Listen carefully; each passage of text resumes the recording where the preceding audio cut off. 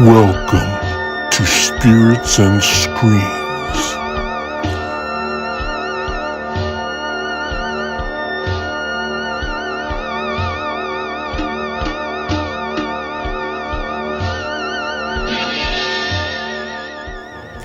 Welcome to the Spirits and Screams Horror Podcast.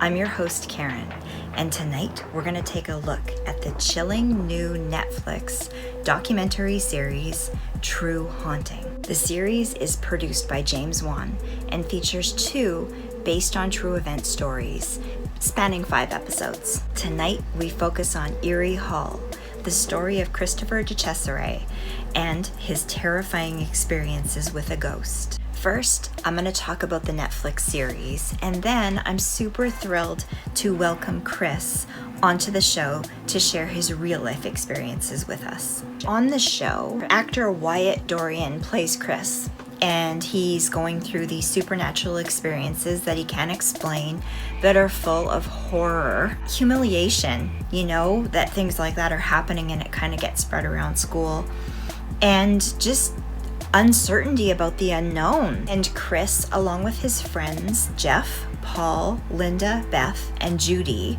go through this stuff together, and they end up experiencing a bunch of stuff too, so that makes it really interesting. The story starts out with Chris heading off to college. His dad's bringing him there, really proud of him, his parents are. And he's an avid runner. He's going to pursue that as his career. And he's thinking he's going to make it to the Olympics. That's how passionate he is about that. He's starting this new chapter in his life. He's meeting a bunch of new friends. He's going to party. He's going to study. He's just going to start a new chapter in his life that's going to be really exciting. But all that changes when he starts having these horrible, horrible nightmares, seeing visions of terrible things, hearing voices, feeling cold spots where there shouldn't be, and just having this sense of dread, and it absolutely changes his life in a different direction. So Chris gets to college and he gets checked into his room, and the dorm room is C2D1, which becomes quite famous. He settles in there with his roommate, Paul, and they get it all set up. They make lots of friends. They start having parties and everything seems really awesome until it's not. And one of the friends that he makes is Jeff. And Jeff ends up helping him to make sense of the things that are to come and help him investigate stuff. And he won't let it go. He kind of pursues it. And Chris is reluctant to do that. He just wants to ignore it all. But it ends up being kind of a good thing. And Chris talks about that in the interview that you'll hear later on. So the occurrences start to happen, and they become so relentless and constant that he can't even sleep at night. So the poor guy's getting no rest. He's terrified all the time, and he doesn't have any clue of what's happening. And of course, he's at that age where he doesn't want to say anything to anybody. He certainly doesn't want to let his parents know, because they would feel like he's a failure and he's not doing well at school, and this was such a big thing. I totally relate to that. I could totally understand that. When he begins to think that maybe he's just going crazy, or that maybe somebody's drugging him or something. Like he doesn't know what's going on. Complete exhaustion, complete confusion, and just spiraling down really fast. Eventually, the story kind of gets out, and people on the campus label him the Ghost Boy of Eerie Hall. So he's known as the Ghost Boy. And that was absolutely humiliating to him, rightly so. What a horrible thing to have to go through. And eventually, when things get bad and they can't really figure stuff out, they invite in a priest. And Father Manning agrees to come in and do something for them. So he does a blessing, because he can't perform an exorcism, of course, because he's not possessed, but there's stuff going on. So he performs a blessing on Chris with the holy oils, and he does a blessing of the sick, which I thought was really interesting, but that's what he chose to do, to try to fix things. And it does fix things. Chris says everything kind of lightened up and it felt like it went away. But then it got worse. Whatever it was that was hounding him started attacking his friends, which was terrible. He was mortified. He didn't want that at all. But at the same time, it was kind of a good thing because then at least he could know he wasn't crazy. He wasn't the only one experiencing it, that other people were feeling it as well. So Chris and his friends went through some really scary stuff, and it's all outlined in the documentary. You got to check it out.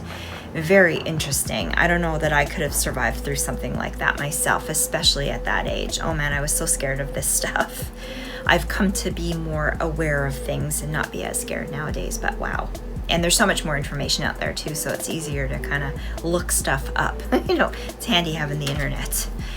And these experiences were so traumatic that it literally ripped apart some of the friendships, yet others became very, very close. So he has still retained some of the friendships in life, so I thought that was very cool. There was a meeting with Ed and Lorraine Warren back in the day too, which is a very cool story, and he's going to share that with you. Very cool. It's very different from stuff that I've heard before, but very, very cool. And some 25-ish years later, he was actually able to get some explanation to the whole thing and connect it to a historical event and an actual person.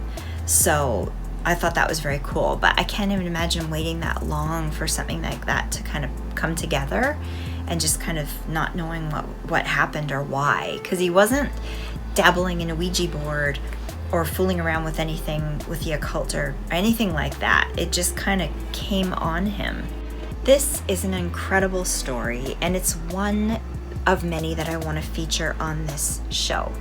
It's always been my goal to do that, and so I'm super thrilled to share with you the interview that I had with Chris. He was so gracious to accept my invitation to come on the show and talk about his story, and I think that's really amazing. He's just a sweet, kind, just a great feeling kind of a human being. So I really can't wait for you to hear that story. So sit back and relax and enjoy the show. And don't forget to like, share, and subscribe. Hey, Chris, how's it going? It's going very well, thank you. Yeah, I'm really glad that you agreed to do this because I'm very interested in your story. You went through something very, very traumatic in your college years of all things. Right. And I happened to catch the Netflix series that's been put out recently, uh, produced by James Wan, about your story. And I was so intrigued. I was like, I really need to reach out and see if I can chat with you about it. Can you tell us what happened back then?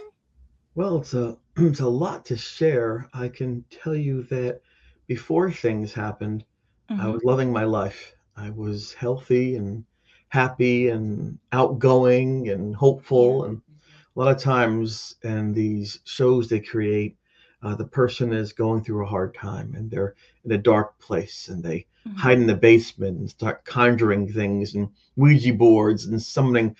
That was not me at all. Right. This began basically out of the blue. Something I didn't want to happen, something I couldn't stop from happening. But in the experience that my friends and I had, were included what they call nowadays full-bodied apparitions. We had some EVPs taken. A lot of witnesses to this. About a dozen witnesses who saw or experienced this thing in the college Yeah. dorm room at Geneseo. And usually you figure those hauntings will occur like in an old mansion or by a graveyard or something. But Yeah. this haunting took place in a college dormitory with hundreds of students all gathered around in a fairly new building. So those aren't things people usually look to in terms of locations to see this kind of activity. And I Mm-hmm. can tell you too that um, during the when it was occurring, the haunting, we didn't really know why it was occurring, Right. how it was occurring, or what it meant. But luckily, friends of mine, especially Mr. Jeff Unger, Mm-hmm. was there to record, analyze, and take photographs, and that helps us today to share this experience. Right. So back then, you're probably about the same age as I am, thereabouts. I was born in 1968. I bet you bet few. Okay. But anyways, I was a kid in the 70s and I was in high school in the 80s, so I kind of Yeah, remember that time period. And yeah. nobody like it must have been so horrible because you couldn't just like go online and check stuff out or reach out to someone that was into the paranormal or that kind of thing. And even the church. They didn't you know, they didn't want to talk about that stuff. There were people that were involved in it, helping people, but very secretive and very few people that Right. did. And many would be just like, don't even, I'm not talking about it. I don't want to help you. So that must have been so horrible to go through. You eventually did reach out to a priest, someone that did help you with it. Right. Tell us Yeah. about that. It's the occult. It was something you didn't talk about, that you didn't practice. Think the Yeah. closest thing I had to an experience was a magic 8 ball. Ask again later. My cousin had one of those. That's about it. Right. And we initially went to the church uptown in Geneseo, St. Mary's, because my roommate, Paul, who actually fled the college and was an Right. atheist, he said we should have to get some kind of help. And in the movies, that's what you did. In the movies, you would get a priest. So following the I guess you call the cultural wisdom, we went up to the church to speak to a priest. The Yeah. priest at the church didn't help us; they were busy, which I Okay. was probably not true because it was 7 in the morning.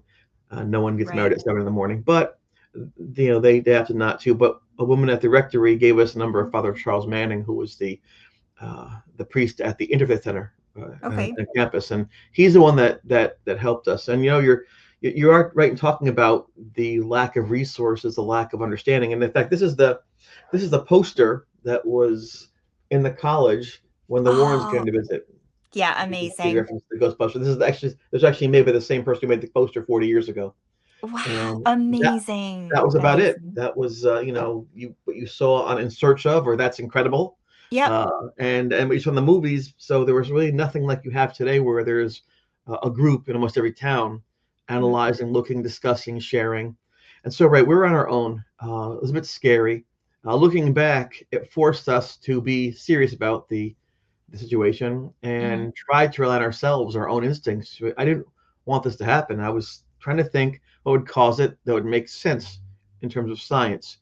Mhm. Were there drugs in my food? Was there a gas leak in the room? Was Right. it a case of SAD? Was it mass hysteria? Was it hypnosis? Was it a practical joke?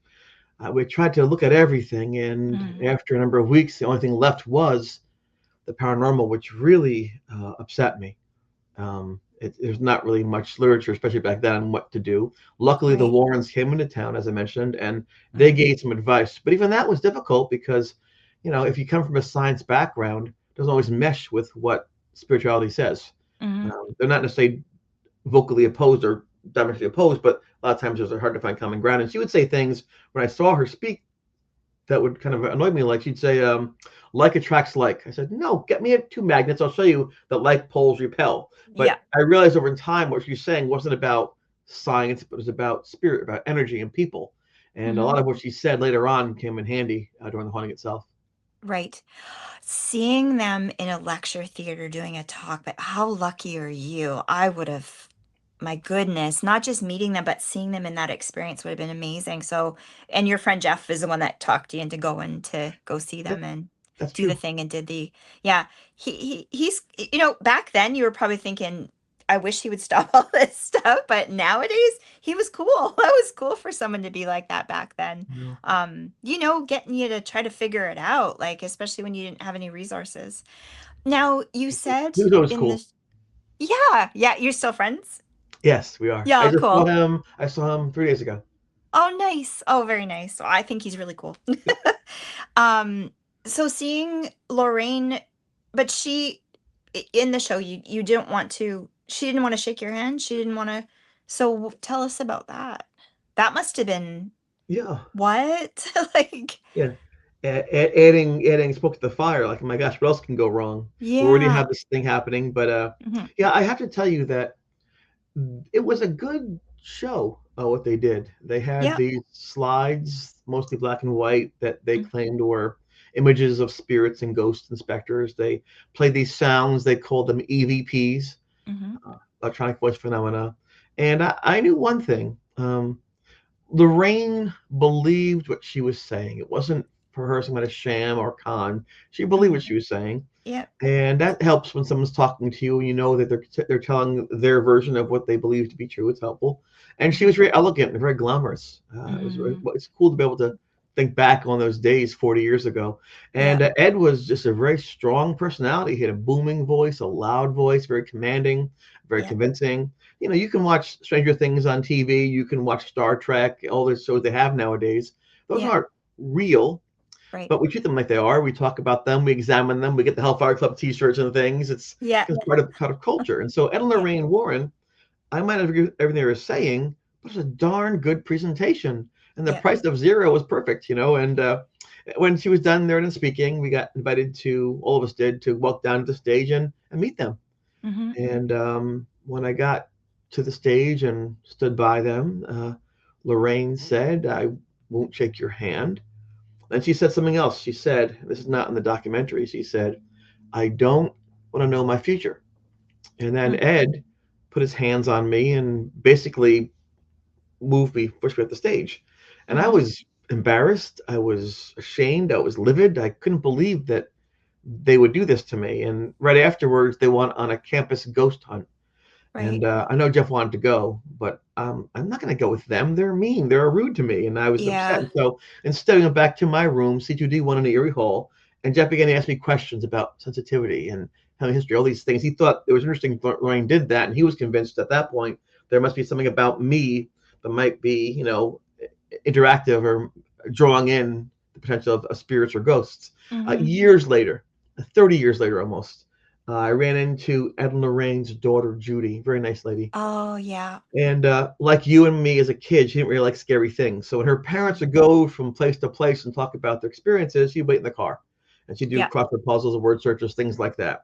Yeah. And she said to me, "You know, you're the ghost boy, right? You're Chris." I'm like, "Yes." She goes, "My mom loved you." I'm like, "Well, let me talk about that." You see, what really happened was, and she explained to me that the mom came back and said that there was a young boy there, and he had blondish hair, and his aura was like intense. That the Okay. aura of this kid was so intense that she couldn't read the room. He might read her, and they had to move him out of the way because she was trying to read people and get into their minds and things and talk about and try to show them what she could do. And I blocked everything, so I stopped the show. So Ed had to push Oh. me away so the show could go on. I thought that's very interesting. So I thought years later, I thought they were just mean to me, but they in fact weren't mean to me. It's just when you're a kid, you know everything, and you don't. So things are much better now, and I held them in high regard. I actually have in my room. I don't know if you can see a little bit up there. There are these two bookends. They're Spanish monk bookends. That's from Okay. in Rain Warren's library. So that's a nice thing. They went to Spain to get Oh, those. So wow. happy ending to Amazing. that. But you know, it's bad enough when you know people are think calling you the ghost boy. Then these people come in and they're famous Yeah. off the stage. That's not good for your ego. Yeah. No, of course. And you interpreted it that way. But yeah, I was Um, hurt. yeah. Do you feel that you are psychic on some level or intuitive? Is Well, that have you ever explored that? I think that everyone is to some degree. I mean, Mm, we can all draw a bit. Some draw very well. right. We can all sing a bit. We can all run a bit. So I think each person has their own set of skills that is, you know, unique to them. Hmm. Some skills are very common. Right. You can speak, you can listen. Other skills, like you're talking about, maybe being a medium or sensitive, seem to be Hmm. more rare. You know, and we tend to put our value on them in society because they are more rare. You know, if there was one dandelion on the planet, it'd be worth $1 million easily, as opposed to being a weed to kill. And I just Right. think the rarer we perceive something, the more value it tends to have based on human nature. So I just think that it's just another gift that many of us have, and Right. most of us don't really want to explore. I Hmm. have no doubt because I could see this thing more than most people could see it during the hunting Right. itself. I could hear it more clearly. So that itself told me if ghosts were real and I was not going crazy, that then I did have a bit of ability, and perhaps maybe more than most, I just don't want to have it. Right. I totally understand that and totally respect that. Me, if that was me, I would be the same way. I'd be like, I don't want this now. Right. I appreciate though that you've Yeah. kind of you did switch paths from being a runner and going that way into more into this thing and talking about it. And I really Yes. appreciate that you did that because you could just not too, right? You could just push that away and not deal with it. But Yeah. There's always that tall kid who's 6'8" who hates basketball. There's always that yeah, one kid who draws so well, just will not draw. And yeah, that's me in this situation. I just didn't want to do those things. And yeah. I understood the people around me were amazed by the proofs, by the evidences, by the photographs and all these Mhm. things. it's good to understand your environment, but I wasn't investigating. I was surviving, so it was very Yeah. difficult for me to embrace those things. I had said to them, just get rid of everything, throw it out, burn it. And luckily, Yep. they didn't do that because now it makes it easier and more effective in sharing the experience with others who were not there. Right. Okay, let's get into it. This thing that was trying to communicate with you and get to you, you referred to it as Tommy, and Yes. years later you uncovered a story about that. Can you tell us about that? Yeah. Jeff, as I mentioned, wanted to get evidential material, and one of his Yep. ideas was to go back into the room. I don't like being there, Right. and try to communicate with this thing. And in the Mhm. process of communicating, maybe get some photographs, some evidence of existing. And so we went into the room, and he said, well, "Okay, we'll call it." I'm like, "How do I do that? How do I call a ghost?" And he Yeah. had seen something on a TV show. I think that's In Search Of, where the people had been kneeling and they put their arms out like this, and they were Yeah. sensing for whatever it was. And he had me do that. And I said, "Jeff, this is stupid." That's in the docuseries. But he said, "Well, call the ghost." And he said, "Pick my name." So I thought Tommy. I had a parakeet when I was getting named Tommy. It's the first thing that came to my head. Huh. And that's how that happened. And then of course the ghost came into that room. There was the wind blowing around, the energy, it was insane. For Jeff, that was pretty convincing and pretty interesting. But even more convincing was that he asked Paul what he'd call the ghost separately. He said Tommy. Other people too. I think three of us Uh, said Tommy, but because of my parakeet, Tommy, can you hear me? The song, all different reasons. Jeff was amazed that each person individually had to call this thing Tommy, but for all different reasons. And then right. that made him think it must be named Tommy then because everyone's getting the same thing. And then right after the thing was in the room, that's when we got those photographs of the arms with the shirt blowing back and the skeletal image above my Right. loft above the bed. So that was Valentine's Day. Happy Valentine's Day. Nice. Oh my goodness. Uh, what did the image that you saw, what did it look like to you? I know the The, photograph was like a skeleton, but what yeah, did it look like to you? Because to me, that must have been just something else. I'll walk you through quickly. After the thing came out into the room, it went right through me. I fell into the ground because I was freezing, and then I got Right. up and just, where is it? Where is it? And I said, above the loft on my bed. Where is it? It's the thing right there. I'm pointing. What thing? Jeff, the dead thing is the ghost. What? The dead guy is the ghost right there. You can see him. So he said to me, if you can see him, you take my camera, take the picture. I said, we'll do one. Jeff had a 35 millimeter Minolta camera. I just raised it up and I ran. Yeah. What I'd seen was a person. I saw a young man wearing some strange clothes. I couldn't identify them. Looked like leather Hmm. pants of some kind and some kind of stripes, yellow and blue. But really the face is what I focused on. With the eyes just looked like they were hollow, and Huh. the neck looked like it was snapped, and just the mouth was like a gape a bit. So just terrifying. And I would run from that. I bet. Interestingly thing, when the photographs were developed, because we had no cell phones then, you had to send them away to I think Rhode Island. You got double prints back 4x6s like 2 weeks later, and Yeah. you hope the sun was on the way. You didn't really know. And Yeah. so when the photographs came back, Jeff was amazed because he said, right where you pointed in that moment, that's where you see this human skeleton. And I asked him, why do you think it's a skeleton? He goes, well, I don't really know, but I can label the bone, so it is a human being skeleton. So Yeah. maybe it was forming. Maybe it goes from like maybe an orb to a mist. So this maybe if we waited longer, his theory was it would have shown up more in the film. I just don't know. Maybe Right. that's a way of saying it was dead. Maybe it's what it wanted to communicate. I don't really know how ghosts express themselves or if Yeah. they can control those things. It's out of my realm of expertise. Yeah. But what was interesting, once that photograph was taken, then there was no secret anymore, and the whole Right. campus began to buzz about it. Yeah, it's so amazing that they were able to see things too and you caught evidence. That's very cool. Yeah. So years later, you'd gone running near the campus or Right. on the campus, and you learned later that there was a tree that you ran past that something horrific had happened Yes. back in time connected to your ancestors. Tell us about that. Yeah. I love to run, as you mentioned earlier in the show, Mhm. and it would not be odd for me to run 6, 8, 10 miles a day just because I love to run. And I Yep. would often take side roads through fields, through woods. It's good for your knees not to, be on pavement all the time, and it's fun just to Right. change things up.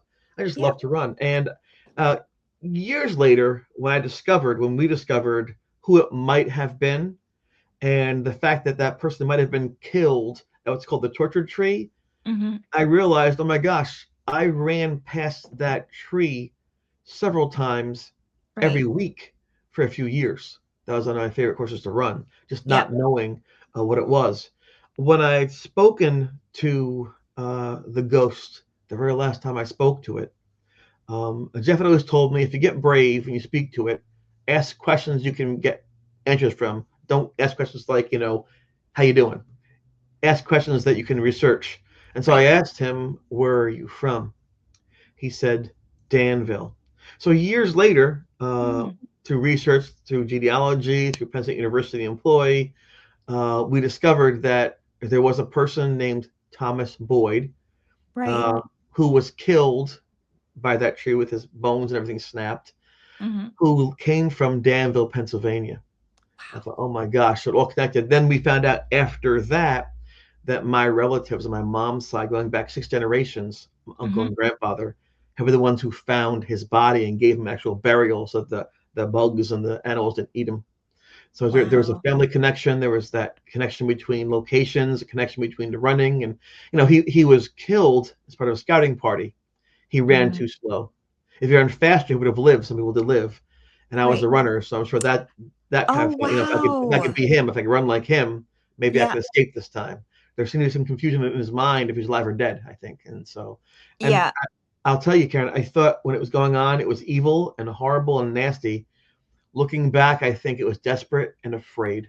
Yeah. Yeah. It sounds like I know every time something happens, people automatically think it's a demon or something like that. But I have heard that it could just be a human spirit. And Right, sometimes people are either like, if you're nasty in life, you're going to be nasty afterwards. right, And because he was killed so tragically, yes. he might have thought I was doing my job. Like, they're the bad guys, not me. And passing over afterwards, he could get stuck because he doesn't Well, want to I can, admit what he did or I can answer that. accept it. He said two more things in that last Hmm. conversation. I Yep. asked why he was here, and he Yep. said, made a mistake, and then said, so much pain. So between the location of Danville and then made a mistake, so much pain, it kind of put the perspective what he was thinking. He made a horrible mistake. He did. He recognized that. There's so much Mhm. pain for him and others. So there's Yep. a deep regret as well. And if this Right. happened in 1779, you're talking over 200 years of waiting for someone to hear him, to talk to him, to recognize him, to make him Yeah. give him a way out. So, and I Yeah. think the horror of that shower attack with the blood and the scratches, that came after the blessing. I think that he was lashing out, saying, "What are you doing? You leave me here. You can't do this. You can hear me and see me." And I often say, you might have a house pet, part of your Yeah. family, a Hmm. dog or a cat, but if they're hurt or injured or scared, they might snap at you, they might scratch you. And I Hmm. think humans do the same thing sometimes. Yeah. Yeah. Just frustrated, Yeah, needing because it I think we all need to be prepared for when we pass yeah, because I think it could be you could get stuck. You could be stuck because you don't know it's not the same as being alive in a physical form, right? right. So yeah, I could totally see that. Speaking of the priest again, I heard you in an interview, I think, talking about he did, or maybe it was on the Netflix show actually.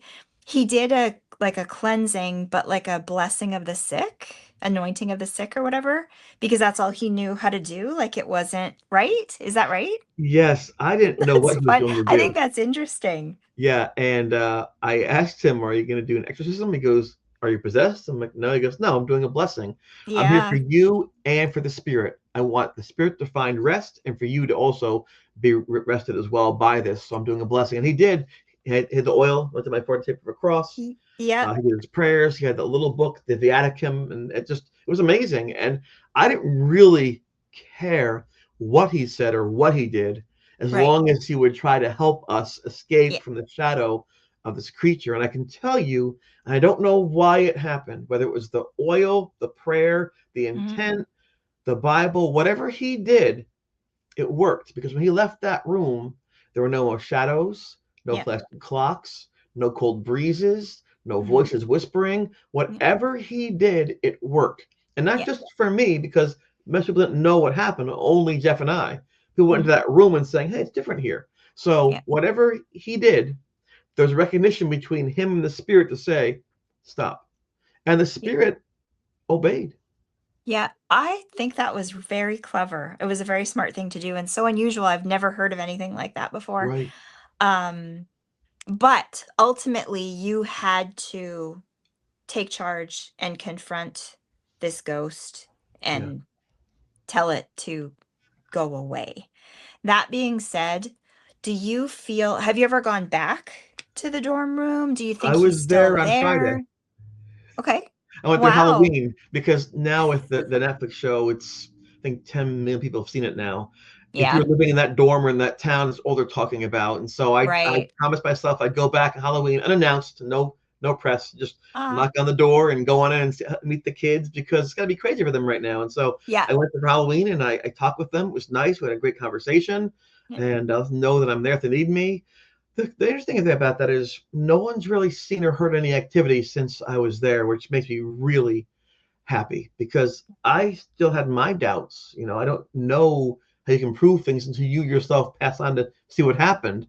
But luckily, there's been no activity as far as I can tell. And It's that wasn't good. my last year. We went back the following year to graduate. We lived across the campus as far as you get away. But I would Right. not go back to that. And I didn't go Yeah. back to that room and look at that place for decades because I was afraid in the back of my mind it would look at the window saying, hey, buddy, I'm back. I still wonder at Yeah. night if he'll show up, even though it's been 40 years, because my thought is he did it before, he can do it again. Right. I feel maybe he passed over though. Maybe that I helped him believe he pass did. over, I you know? hope that he did. That was my goal because how else can I help him? Yeah, exactly. You just happened to be there. I know I was wondering whether it was kind of he was attached and you broke that attachment and then left, or whether he had actually passed over, but it sounds like maybe, Yeah, he's actually at peace now and he's passed over, I which is think very both can cool. happen. I think both. I think you can be a spirit unrested and also attached as well. I think that from what I saw, Hmm. this thing, this spirit, this person could reason. They could reason because once the room is blessed, it can't get to me. What does it do? Attacks my friends and brings me to it. There was no Yeah. question it knew what it was doing. It wasn't like a recording where it's just going back and forth between room to room. It was Hmm. thinking, it was moving, it was planning. And Hmm. it did scare me. I was a healthy athlete. I was in great shape. I was not shy about my body at all. I'd streak through the hallways, woo, with no clothes on. But when that thing was in the room, I covered Yeah. up. It was different. I posed Yeah. for art classes. So I'm a figure model. I did that. Yeah. That's kind of brave, right? But when Yeah. that thing was in the room, there's no way I get towels, blankets, I'd hide because it looked at me differently. And I really think it wanted to take my legs. I think it really wanted to run, like not like possessive intent, Yeah. like use me, but just if I can go back and get his legs and just escape. I think he was for Interesting. years trying to run away from that fate and change what happened and Yeah. fix things. But you know Yeah. what? You just can't do that. No, no. Oh man, what an experience you had. Yeah. I, you go through it, you survive, you keep going, right? And you've learned now to Oh kind of yeah. come around and talk about it and educate people and that kind of thing. But man, I don't know if I could have done the same back then. I don't know. Yeah. I wish it never happened. Yeah. It did. People get cancer. People lose their child. People get addictions. These Yeah. things are going to happen, and life is still good. It's just you have to work through the hard times. Yeah. And many people are looking for this. They'll rent, castles out or old abandoned, hotels, and they'll get their K2 meters and their REM pods, and they'll spend a lot of Yeah. money and they'll travel in hopes of getting some voice on their tape recorder or their camera, in hopes of getting some image they can say, look on Facebook, this is pretty cool, right? It's Betsy Ross. Yeah. But for me, I never ever wanted that, and yet here I am now with all this evidence. I had by mistake and against my will what almost everybody else wanted. It's just a strange thing, and people really want evidence, right? Because you can prove Yeah. that you're right. But Hmm. I use this as an analogy. I don't want any evidence. If you think, Karen, that the person you love is having an affair, cheating on you with somebody else, Yep. you can have someone follow them, get a private detective, and follow them around. But if they come back the next week with an envelope and say, "Here you go," what's that? There's your proof. I'm like, I, I don't want to open it up because what if they're happy? What if my Yeah. friend with them? What is that my bed? I don't know if I want to see the person I love Yeah. with someone that way. So Mhm. sometimes proof isn't what you want, Right. and so I never wanted any of this proof because it just reminded me the thing was there, still talking to me and attacking my friends. Luckily, there is some proof. When I was scratched across the back in the Mhm. shower, Jeff had his camera, and he said to me, I'll never forget it, the natural light is fading out the window. We have Right. to get a picture of the scratches now before we lose that. And I Right. turned to him and I said, Jeff, no, no, do not. Because you understand, the scratches are vital evidence. This is, I mean, this is what you need to. And I said to him, Jeff, if you're my friend, you won't take that picture. Because I didn't want to be Ghost Boy. I didn't want to be a Yeah. science experiment. I Yeah. wanted to be Chris. I wanted to know somebody liked me for who I was Yeah. without this nonsense. I needed a friend. And Mhm. he looked at me, put his camera down and said, I'm your friend. Friends for life. So unfortunately, looking back, I wish I had allowed that photograph. I wish he had listened to me. But more important in the moment was the friendship. And that's how I survived, with good friends at my side Yeah. who believed in me, who cared for me. And Yeah. that's how I got through it. Yeah. Amazing. I have to ask you about Beth and Linda. Are they Yeah. okay? Are they okay? Do you Yeah. still talk to them too? Because I was Linda, worried Beth, about Judy, them. yeah, it's how do I answer that question? Are they okay? I'll do one at a time. Sure. Linda, she appears in the docu-series. Yeah. She had put it all in a box. Now, she had already had that situation where the two young girls in her Girl Scout camp had been hit by lightning and been killed, and she had to give Yeah. CPR to young dead kids she knew, and that was traumatizing. She put it in a Yeah. box to move forward in her life. She couldn't think about that. Mhm. Once a year, the date hits and she cries. Same thing with this. All these things happened and she put in a box. It wasn't until 30 years later, I was sitting next to her and we were watching one of the shows that I had done. Mhm. And she says, "Oh my gosh, then this happened. Then this." Before it happened, she goes, it all came flooding back. She started crying. And she finally opened that Yeah. box to deal with that because it was safe now because it was over. We were Mhm. alive. So she is now very well adjusted. She appeared in Good. the Netflix show. I saw her this weekend. We did a question and answer session at the college this past Nice. weekend, all of us. And she's Yep. doing very well. Strong Good. person, happy person. Good for Good. her. Yeah. Beth appeared in a 2012 show called Sci-Fi School Spirits, Okay. and she's doing well too. Yeah. She doesn't really like all the notoriety, so she didn't want to do the School Spirits and also this, so she opted out. Although she had the option to be in Right. Netflix, she's doing well. Judy, I'm not sure. Uh, of the three of them, I think that Judy probably had the most feelings for me. Okay. And I remember writing her a letter saying her sorry that I couldn't commit to a relationship at all because I don't want her to get hurt. It was craziness. And she mentioned to Yeah. me she's going to talk to her priest about that, her pastor. And I thought that's a good idea. And then, but he came back saying that I was possessed or bad or from I've had to atone for my Oh. sins. And he really turned her, her mind off for like saying, you gotta, I can't do this. And so she kind of pulled away. Yeah. That's fair. It happens. It's allowed. I Yeah. Of haven't seen her course. since. I understand that she's doing well, that she's a school teacher herself and Mhm. just retired, I think. So I think we all, I don't know about Paul, Paul's different, but most of us made it out in one piece, if not a bit damaged or scarred. But, Yeah. in those moments, Karen, you find out who you are for Oh, better of or for worse. And course. that helps you if you take it seriously and moving forward with other problems in life. Yeah, I think it's amazing you're still friends with a few people though. Like I Yeah, back in most of them. university, I don't even think I talked to anybody still from that group. And it's just Yeah. like things happen, you move away It and it you just bonded us. It's a shared experience. It's so unique. It bonded us. When we get together 30, 40 years later, it's like no time has passed. We're older and grayer, amazing. but other than that, we have the same Yeah. conversations. It's like family. Yeah, amazing. Amazing. Okay. One last thing I want to bring up is your book.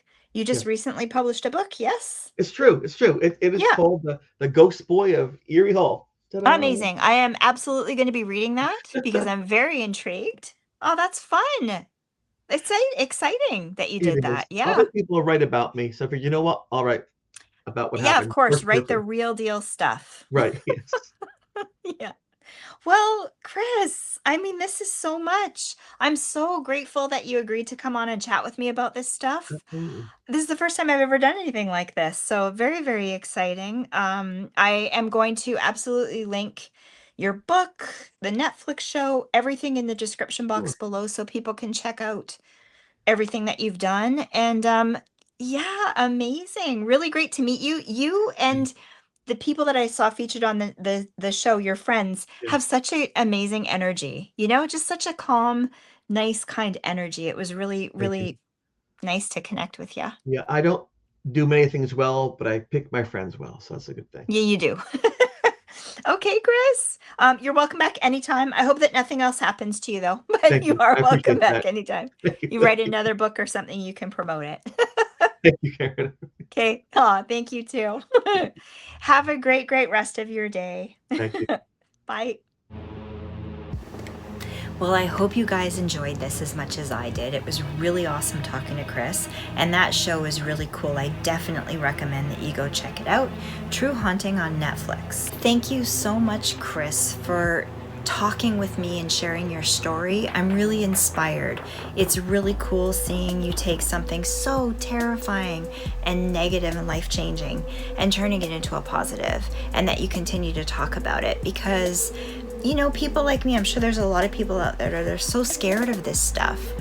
And the more you learn about it, the less scary it is. And I think it's something that we all have to look at and face. We all have a spiritual side. We all have a soul, and we need to look at that part, you know? It's something that we have to look at, not be afraid of, as well as just everyday life things that we go through too. So I think it's really cool that you share your story. I really do.